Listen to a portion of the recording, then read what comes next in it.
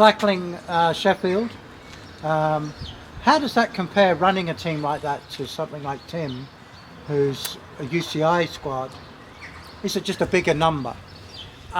It's definitely bigger numbers, bigger budget, but I think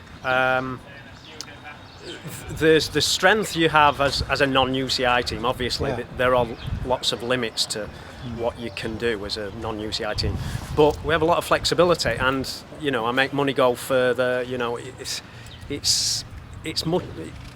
You're not trying to pay riders mortgages. We're not trying to pay riders, and it is easier. It's easier, no matter there's kind of like a minimum amount of money that I always make sure I've got. Over the last 3 years, we've got more money than we've had previously. You've been running a team for how long? This is the 10th year of this team. Yeah. So I'm not saying it's easy, but the one thing I don't aspire to do is making that step up unless I'm pretty sure I can stay there for quite a while. And even then I'm not sure I want to, because it would definitely compromise the development element, because more pressure comes to kind of win races, and I don't know, there's only so many really, really talented riders, under 23 riders that is. And in the hierarchy of choices, you've got maybe the GB Academy, and then the UCI feeder squads in Europe, then maybe some of the best elite teams in Europe. And where do we fit in that hierarchy? So if we make that step up, I'm quite happy.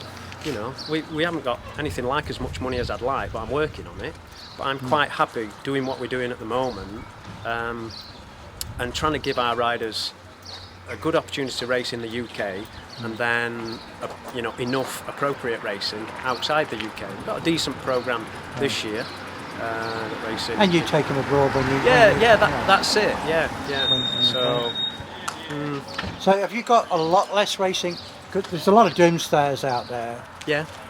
But I'm looking at the schedule this weekend. I think it's 16, 20 races. It's quite a lot of races. Yeah. I guess your schedule is quite busy, because I know mine is. Yeah, there are no... I mean, as you'll know, you get to March and the BC calendar starts filling up week by week. I'm regularly checking it to fill the gaps, and at the moment I don't think we've got many gaps all year. And we're even missing... And the gaps probably with the cost of racing is probably a good thing. Yeah, and I've got a family. So for us, the Premier Calendar Series, National Road Series, isn't what it was, but we've got the return, or a new race. I'm saying return because it is a new race. The fifth race. But so it's not how it was 15, 20 years ago, where we've got maybe 15, 20 of these races, but it's one more than we had a month ago. So it's a move in the right direction. And we've got the under 23 National Series, which hopefully this year includes a few more races. I think at the moment we've got 5 on paper, a couple to be confirmed. But fingers crossed they come off. And for us, it's a good programme. What was it like?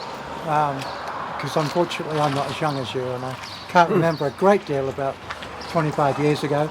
But what was it like team-wise back then? Because I remember there was Bright, there was Harrods and all sorts. Yeah, for as long as I can remember, there's always been a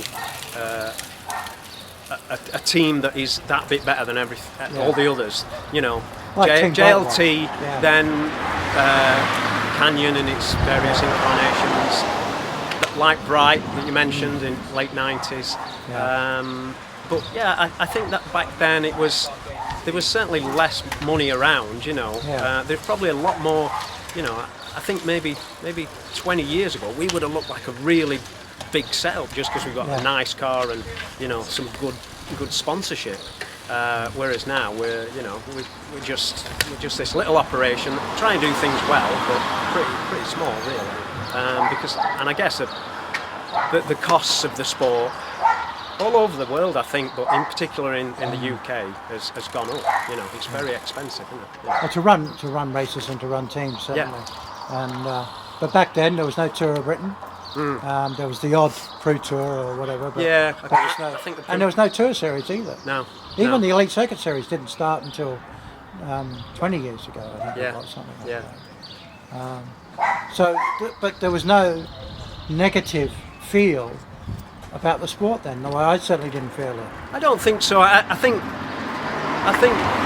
there are things to be a little bit disappointed about, and hope, and we can, on a positive note, hope those things improve. But I think, like so many issues in life, it's social media. We just fed so much opinion, you know, and especially on social media. Yeah, that's it exactly. Yeah, so. But you've been there, done that. You were racing Prems 25 years ago. Yeah. I'd imagine it was a good feeling to be doing that. Yeah. Because you weren't racing for big teams, J.E. James and teams like that. Yeah. It was. Yeah. Was J.E. James the teams you rode for? J.E. James, Sport, the Jelly Belly team, and then spent some time in Europe. Yeah. No good for your teeth. There were a lot more, small. Were they a bit like teams. your team now? I guess, but probably, not even as big as us, not as even well funded and as structured and as kind of managed as such. And I always say to riders, when riders talk about things in a negative way, I'll always say, well, if you want to be a bike rider, you'll have a number on your back in March next year, even if it's riding for your local club or in a plain jersey. You either want to do it or you don't. Particularly when you're young, if you've got a family and a mortgage to pay and you need paying, well, then that's a different proposition. But as a young rider, when I hear riders, saying, "Oh, there's no teams around," it's kind of like, well, just get on with it or don't. One final question: what's the difference between riding National A's and National B's? National A's. Besides National A's costing the organiser a lot more money, and obviously having rolling road closures and all sorts of stuff like that. But the actual racing itself. I think National A's, on the whole, are simpler. Yeah. For our riders, it's very much about the plan is always pretty simple: position well, get the right side of splits. Whereas National B's, I always say to our lads that on the whole, it's just chaos. It's here's plan A, plan B, but you might need to scrap all that and just you're constantly thinking on your feet with Nat B's. But I do place a lot of importance on Nat B races because, in my opinion, in this country, it's where riders learn to race because they're in the front group in the finale, deploying tactics. Whereas as young riders in the Nat A's or UCI races, they may be surviving and hoping to get in that front group of 20 and see what they can do from that position. It's very different.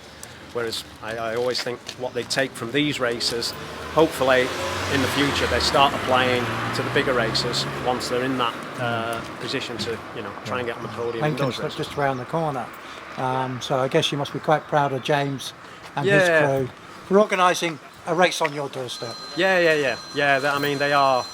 James, is an inspiration. I mean, I think he's kind of given a lot of people a bit of a nudge and kind of thought, maybe he's a young lad and what he lacks in experience and knowledge or what he did do, he makes up with just enthusiasm and how hard can it be?